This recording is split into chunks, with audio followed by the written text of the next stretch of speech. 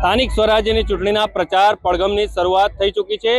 પાર્ટીઓ જે છે, તમામ પાર્ટીઓ હોય, તમામ પાર્ટીઓ પોતપોતાની સભાઓ કરી રહી છે। ત્યારે આજે આમ આદમી પાર્ટીની પડવાણી ગામ ખાતે વિજય વિશ્વાસ જે સભા હતી તેનું આયોજન થયું હતું। ખૂબ મોટી સંખ્યામાં અહીંયા જે લોકો છે તે ચેતરભાઈ વસાવાને સાંભળવા આવ્યા હતા। ત્યારે આપણે સીધા ચેતરભાઈ વસાવા સાથે વાત કરીશું। ચેતરભાઈ, ખાસ કરીને જે આજે વિજય વિશ્વાસ સભાનું આયોજન થયું, શું કહેશો?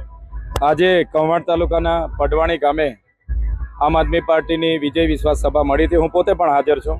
જિલ્લા પ્રમુખ સહિતના તમામ હોદ્દેદારો, તાલુકા જિલ્લા પંચાયતના ઉમેદવારો, અમારા સરપંચશ્રીઓ બધાની ઉપસ્થિતિમાં હજારોની સંખ્યામાં કાળઝાળ ગરમી હોવા છતાં લોકો 12 વાગ્યાથી અહીંયા હાજર છે। એ જ બતાવે છે કે આવનારા દિવસોમાં પરિવર્તન આવવાનું છે।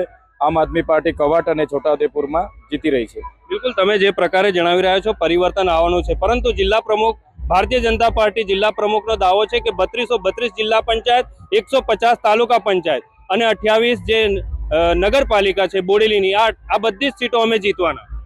તો આજે ચૈતર વસાવાની સભાની સામે ડીજે લાવવાની શું જરૂર પડી?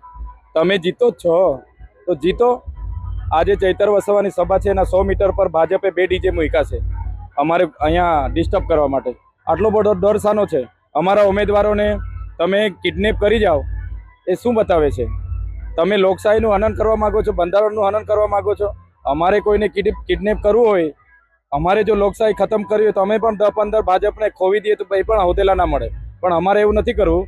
અમારે તો જનતા જેનો મતાધિકાર બાબા સાહેબે આપ્યો છે એને મતદાન થવું જોઈએ। એટલે અમે કોઈ પોલીસથી કે ભાજપના નેતાથી ડરવાવાળા લોકો નથી।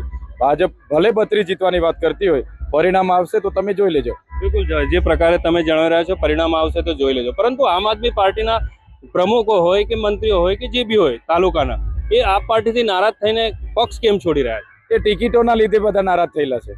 હવે ટિકિટ તો એક જ હોય છે ને, સેન્સ પ્રક્રિયા દ્વારા અમે બધાને જે મજબૂત હોય એને ટિકિટ આપી છે। એવું નથી કે કોઈ મારો તે સારો, જે સારો એ મારો, એ રીતના ટિકિટો આપી છે। સેન્સ પ્રક્રિયાથી ટિકિટો આપી। 6500 ઉમેદવાર અમારા લડે છે। કોઈ જગ્યાએ કોઈને ટિકિટ ના મળી હોય અને એનું સ્વભાવ લોભી લાલચું હોય તો એ લોકો વિચારધારા બદલીને ભાજપમાં ગયા હશે। હવે ભાજપમાં એવા લોકો જાય ને જેમને આદિવાસી સાથે કોઈ લેવા દેવા નથી, અને જેને આદિવાસીને બચાવવા છે, આદિવાસીની વિચારધારાને બચાવે છે, એ કોઈ દિવસે ભાજપમાં જતા નથી। તમે જે પ્રકારે અહીંયા જાહેર મંચ પર કીધું કે 28 ગામોને વિસ્થાપિત કરવાના છે, પરંતુ જે પ્રકારે મંત્રીઓ અને જે પણ નેતાઓ છે તેઓ એવું જણાવી રહ્યા છે કે કોઈ પણ વિસ્તાર જે છે 28 ગામોને એક બી ગામને વિસ્થાપિત કરવાના નથી ને આ ગામો અહીંયા જ રહેવાના છે। શું કહેશો? તમે જોઈ લો, એ મંત્રીઓ જ્યારે કવાંટમાં આવ્યા એમણે જાહેરાત કરી હતી કે આવો કોઈ પ્રોજેક્ટ આવવાનો નથી, અમે ના મંજૂર કરાવી। આ ગુજરાત સરકારનું ગેજેટ છે 31 ડિસેમ્બર 2025નું। એમણે સ્પષ્ટ કેટલી જમીન સંપાદન કરવાની એનું ગેજેટ પાડ્યું છે।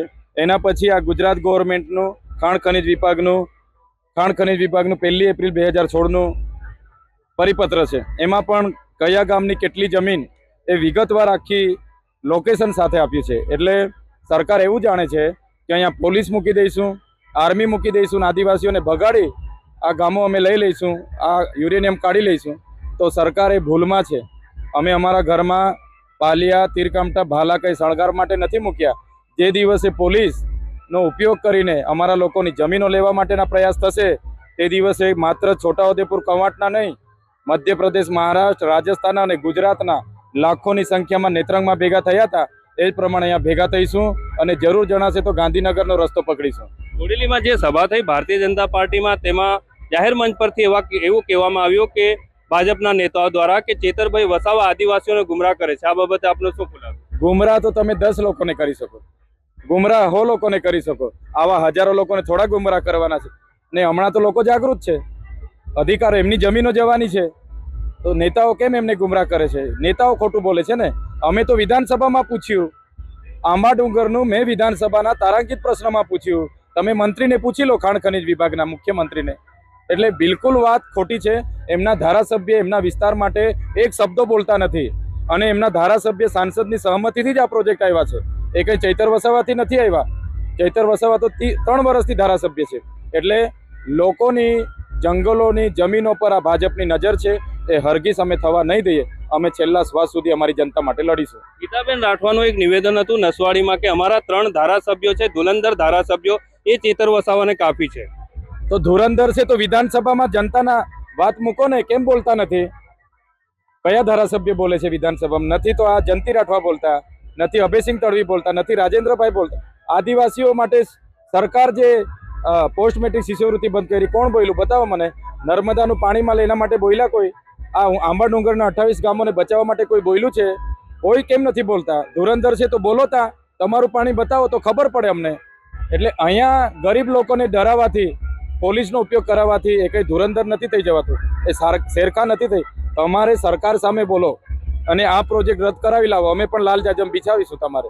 એટલે આ બધી વાહિયાત વાતો છે. આ વખતે એમની ખુરશી જવાની છે. આ વખતે એની સરકાર તાલુકા હોય કે જિલ્લામાં આમ આદમી પાર્ટી બનાવે છે. અંતિમ સવાલ ચેતરભાઈ, કે ચેતરભાઈ વસાવાનો હુંકાર શું? કેટલી સીટો? અમે તો છોટાઉદેપુર જિલ્લા પંચાયતની 32 સીટો પર લડીએ છીએ અને અમને પૂરો વિશ્વાસ છે કે અમે છોટાઉદેપુર જિલ્લા પંચાયત પૂર્ણ બહુમતીથી બનાવીશું. નસવાડી, કવાંટ સહિતની પાવીજેતપુર, કદવાલ જેવી તાલુકા પંચાયતો પણ અમે પૂર્ણ બહુમતીથી બનાવીશું. બિલકુલ, આ હતા ડેડિયાપાડાના ધારાસભ્ય ચેતરભાઈ વસાવા. તેમના સાથે આપણે તમામ મુદ્દે ચર્ચાઓ કરી છે. સાથે સાથે તેમના ઉપર જે આક્ષેપો લગાવવામાં આવ્યા હતા તે બાબતે પણ તેમણે ખુલાસો આપ્યો છે. રફીક મકરાણી, નિર્ભય ન્યૂઝ, છોટાઉદેપુર.